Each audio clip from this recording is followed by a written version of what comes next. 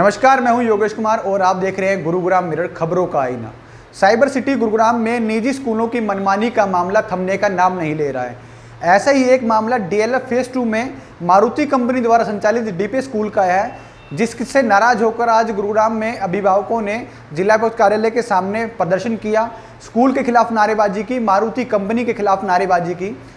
अभिभावकों का कहना है कि स्कूल को मान्यता प्राप्त नहीं है, उसके बाद भी जिला शिक्षा विभाग जो है उसके खिलाफ कोई कार्रवाई नहीं कर रहा है। पिछले साल इसके खिलाफ शिकायत दर्ज कराई थी, जिसमें गुरुग्राम के एडीसी ने इसमें अध्यक्षता करते हुए जांच कमेटी बैठाई और जांच में पाया गया कि स्कूल को मान्यता नहीं प्राप्त है और 31 दिसंबर 2021 को ये जांच खत्म हुई। लेकिन 3 जनवरी को स्कूल को हरियाणा स्टेट गवर्नमेंट की तरफ से एक सर्टिफिकेट थमा दिया जाता है, जिससे अभिभावकों में रोष बढ़ गया और उन्होंने लगातार स्कूल के खिलाफ कार्रवाई की मांग जिला प्रशासन से की।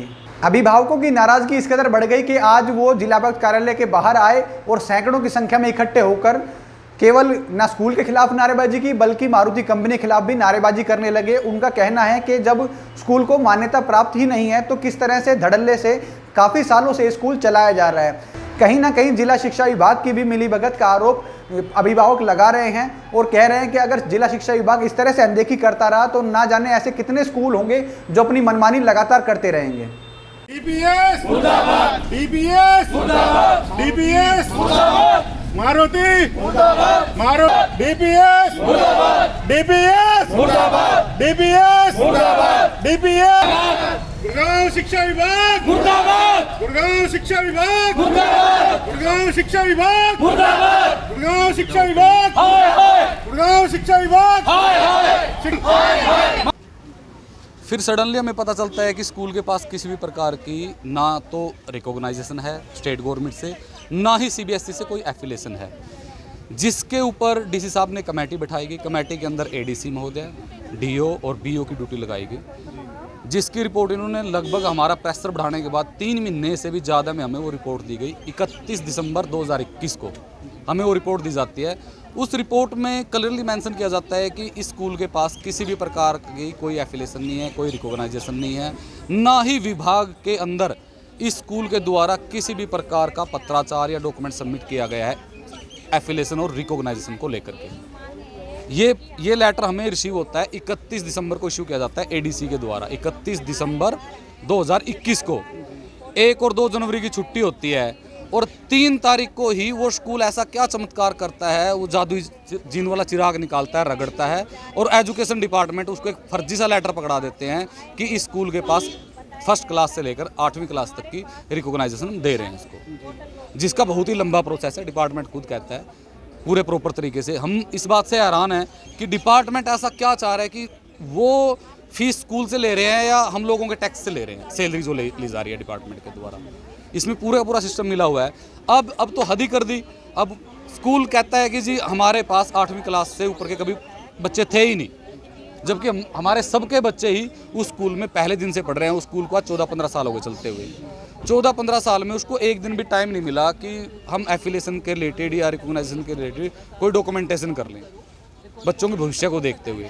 और जबकि ये स्कूल मारुति के द्वारा चला जाता है। मारुति के पास तो अपना फुल सेटअप है, हर चीज़ का है, लाइजनिंग टीम है, हर चीज़ की है, सारी डॉक्यूमेंटेशन मेंटेन करते हैं, लेकिन बच्चों के भविष्य के साथ खिलवाड़ करने में तो उसको कोई फ़र्क नहीं पड़ा उस चीज़ से। बात को भी चैलेंज किया गया था कि 8 से ऊपर इनके पास रिकॉग्निशन नहीं और पढ़ा रहे थे वो। बिल्कुल। जब फिर इन्होंने इवन डीओ साहब ने भी लास्ट बार भी ये बोला कि जी वो तो स्कूल तो ये कहता है कि जी वहाँ पे बच्चे ही नहीं पढ़े कभी 8वीं तक। मतलब हम पेरेंट्स जिनके बच्चे वहाँ पढ़ रहे हैं 11th में, 10th में, 12th में, हम तो झूठ बोल रहे हैं। डीओ को ये नहीं पता वो स्कूल एग्जिस्ट कहाँ पे करता है, उसकी लोकेशन कहाँ है। वो ऑफिस के अंदर बैठ के ये चैलेंज कर रही है कि मेरे बच्चे वहाँ नहीं पढ़ रहे हैं। मतलब मैं फालतू में अपना टाइम खराब करके, अपने बच्चों का भविष्य खराब करके आपके ऑफिस के चक्कर काट रहा हूँ। मतलब मज़ा आ रहा है मुझे इस काम के लिए। मैं अगर डीओ से पूछना चाहता हूँ इस बात को लेकर के, अगर उसके बच्चे आज हमारे यहाँ होते और वो डीओ ना होती तो बाद उसको शायद वो एहसास होता कि भाई एक पेरेंट्स का पेन कैसे होता है। एजुकेशन मिनिस्टर को भी शिकायत की गई थी सर। हमने पूरे विभाग को, जितने भी डिपार्टमेंट बनते हैं सभी को, इवन सीएम साहब को भी, सबको लेटर डाल रखे हैं, सबको कंप्लेंट डाल रखी है, लेकिन कहीं से भी कोई भी कॉन्क्रीट आंसर आज तक भी नहीं आया। हम लास्ट वीक भी डीसी महोदय से मिलके गए थे, हम लेटर दे के गए थे कि जी चलो हम आपकी बात मान लेते हैं, हम सहमत हो जाते हैं कि आपने उस स्कूल को 8वीं क्लास तक रिकॉग्नाइजेशन दे दी स्टेट गवर्नमेंट से, न कि एफिलिएशन फ्रॉम सीबीएसई गवर्नमेंट से। दोनों चीज़ें अलग अलग हैं। हम फिर भी अपने बच्चों को 8th स्टैंडर्ड तक वहाँ कंटिन्यू कर लेते हैं। जो 7th में प्रमोशन होकर के 8th में आएगा उन बच्चों को वहाँ कंटिन्यू कर लेते हैं, क्योंकि किसी के पास इतनी सरप्लस फीस नहीं है कि हर कोई आदमी आज 1.5 लाख रुपए देके नए स्कूल में एडमिशन ले सके। किसी के पास नहीं कोरोना के दौरान। सर शुरू से ये समस्या ही है स्कूल में। पहले तो हम फीस के लिए लड़ रहे थे, लेकिन जैसे जैसे हम आगे बढ़े तो प्रोसेस जैसे स्टार्ट हुआ हमें पता चला कि स्कूल में एफिलिएशन नहीं है, ये स्कूल है ही नहीं कहीं। हमने जैसे प्रिंसिपल से और सबसे बातें की तो बोल रहे क्या फ़र्क पड़ता है, हमारे पास मारुति कुंज की जो एफिलिएशन है हम उस बेस पे आपके स्कूल को डीपीएस वाले ये जो डीएलएफ सिटी के स्कूल को है इसको रन कर रहे हैं, और ऐसे कुछ नहीं हो सकता। ऐसे चलता है स्कूल और आप लोग वो करते रहो, पढ़ाते रहो, हमारे बच्चे भी आगे बढ़ रहे हैं, कर रहे हैं, सब कुछ कर रहे हैं। हमने फिर जैसे जैसे कहा कि ज़्यादा ही हमने प्रेशर डाला स्कूल के ऊपर, तो उन्होंने हरियाणा बोर्ड से एक टेम्परेरी वो ले लिया है कि हमारे पास 8th तक का एफिलिएशन हो चुका है। लेकिन आपने सीबीएसई स्कूल में एडमिशन कराया था ना? हाँ, हमने सीबीएसई स्कूल में एडमिशन कराया था, बाकायदा हमने एडमिशन करवाया, तब उन्होंने बोला कि हमारे पास 10th तक की एफिलिएशन है और 12th तक हो जाएगी। फीस हमारे पास सीबीएसई के मुताबिक ही ली गई है, और हर चीज़ जहाँ भी जो भी कुछ उन्होंने मांगा हमने आज तक देते रहे, लेकिन हमने पहली बार उनसे उन कागज़ों की मांग की है जो उनके पास होने चाहिए। हमारा एक राइट है, वो भी उनके पास नहीं है ना। वो अब आपकी क्या मांग है कि आप अपने बच्चे का टीसी लेना चाहते हैं, फिर हम डीसी सर से इस बात के लिए वो करना चाहते हैं कि वो आए और हमसे हमारी बातें सुने कि हमें भी अपने स्कूल अपने बच्चों का सही जगह हमारे बच्चों का एडमिशन कराए और अपनी उस पे कराए। स्कूल दे चाहे उसकी एडमिशन फीस या फिर प्रशासन दे या कोई भी दे, पर हमारे पास ना तो हमारे पास पैसे हैं इतने कोविड के चलते कि हम अपने बच्चों का एडमिशन करा सके, 1-1.5 लाख अगले स्कूल के लिए दे सके, और ना हमारे पास टीसी लेने के लिए उस स्कूल को देने के लिए पैसे हैं। स्कूल ने अभी यही वो कर रखा है कि ना तो हम फाइनल रिजल्ट देंगे। और स्कूल से हमने पूछा कि आपके पास एफिलिएशन है, तो स्कूल ने कहा हाँ सारी एफिलिएशन है, हमारी फीडर ब्रांच है, ये है वो है, सीबीएसई के सारे रूल्स रेगुलेशन हम फॉलो करते हैं, लेकिन सीबीएसई फीडर ब्रांच नाम की कोई चीज़ नहीं होती। जब हमने शिकायत करी डीसी साहब को तो उन्होंने एक जाँच कमेटी बैठा दी एडीसी साहब के अंडर में शिक्षा विभाग के साथ। उसने कहा जी, उसने 31/12 को रिपोर्ट दी जी, बहुत खींचतान करके समय को 4 महीने में रिपोर्ट दी उसने कि स्कूल पे पास कोई मान्यता नहीं है।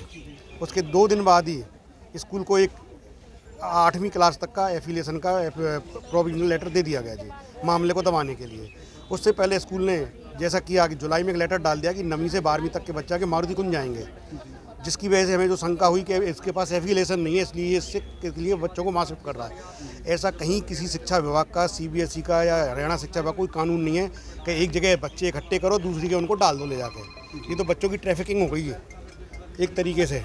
तो ट्रांसपोर्ट फीस भी ज़्यादा होगी जो मारुति। सर बात ट्रांसपोर्ट फीस की नहीं है सर, बात यह है कि मैंने डीएलएफ में जिस जगह के लिए मैंने बच्चा भर्ती कराया, मैंने पैसे दिए हैं, अब मेरे बच्चे को यहाँ से 100, 200, 500 किलोमीटर आप कह दो स्कूल वहाँ है, वहाँ पढ़ाएंगे, तो ये कोई सोल्यूशन थोड़ी है सर। मेरे को 25 किलोमीटर दूर आना जाना, आप समझ सकते हैं, 2 घंटे जाने के 2 घंटे आने के, तो बच्चे को अच्छा है कि स्कूल में ही रख लें, वो 24 घंटे के लिए खाना भी दें उनको। कितने सालों से ये स्कूल बिना सर पिछले 15 साल से बिना मान्यता के चल रहा है। शिक्षा विभाग आंख बंद करके सो रहा है, और अभी भी शिक्षा विभाग की जो शीर्षस्थ अधिकारी हैं, डीईओ जिन मैडम हैं, वो कहती है स्कूल के पास सारे डॉक्यूमेंट है, पहले दूसरा स्कूल चलता था, हम उसकी मान्यता दे देंगे। मतलब वो स्कूल को फर्जीवाड़ा करने में पूरा सहयोग कर रही हैं। उनके सहयोग में कहीं स्कूल के लिए कोई कमी नहीं है। स्कूल ने उनको खरीद लिया है या वो बिक गई हैं, उनका ईमान बिक गया है, हमें नहीं पता जी क्या है। अभिभावकों का ये भी आरोप है कि उन्होंने जब इसकी जानकारी जिला शिक्षा अधिकारी को दी तो जिला शिक्षा अधिकारी ने उनको ये कहकर टाल दिया कि ऐसे सैकड़ों स्कूल गुरुग्राम में चल रहे हैं जिनको मान्यता प्राप्त नहीं है, ऐसे स्कूलों को हम बंद इतनी आसानी से नहीं कर सकते हैं। नाराज अभिभावकों ने न केवल जिला उपायुक्त के कार्यालय के बाहर प्रदर्शन किया, बल्कि जिला उपायुक्त कार्यालय के बाहर बैठकर उन्होंने नारेबाजी की। काफ़ी देर तक उन्होंने जिला उपायुक्त का इंतज़ार किया और वहीं पर धरने पर बैठ गए। अभिभावकों का कहना है कि जब तक उनकी मांगें पूरी नहीं की जाएंगी तब तक वो अपनी जगह से नहीं हटेंगे और वो जिला सचिवालय के अंदर ही अपना डेरा डालकर बैठ जाएंगे। अभिभावकों की मांग है कि अगर ये स्कूल मान्यता प्राप्त नहीं है तो डीपीएस अपने किसी भी डीएलएफ के आसपास के स्कूल में बच्चों को भेजे, ना कि मारुति कुंज में। जिस तरह से स्कूल लगातार दबाव बना रहा है कि अपने बच्चों को आप मारुति कुंज की जो ब्रांच है जो मान्यता प्राप्त है उसमें भेजिए, लेकिन अभिभावकों का कहना है कि जब हम रहते हैं यहाँ पर हैं तो 20 से 25 किलोमीटर दूर अपने बच्चे को क्यों भेजें। अगर आंकड़ों की माने तो गुरुग्राम में 200 से ज़्यादा ऐसे स्कूल हैं जो गैर मान्यता प्राप्त हैं, बावजूद उसके वो साइबर सिटी गुरुग्राम में लगातार चल रहे हैं। जिला शिक्षा विभाग की नाक के नीचे इस तरह से स्कूलों का गोरख धंधा चल रहा है, लेकिन जिला शिक्षा विभाग की नींद खुलने का नाम नहीं ले रही है। देखना होगा कि इस मामले के बाद क्या DLF फेज 2 में चल रहे स्कूल के खिलाफ 420 का मामला दर्ज होता है या इसी तरह से स्कूल अपनी मनमानी लगातार करते रहेंगे। इस खबर से रिलेटेड अपनी राय कमेंट बॉक्स में जरूर टाइप कीजिएगा और इस खबर को ज़्यादा से ज़्यादा शेयर भी कीजिएगा ताकि हमारी हर खबर पर रहे आपकी नज़र। नमस्कार।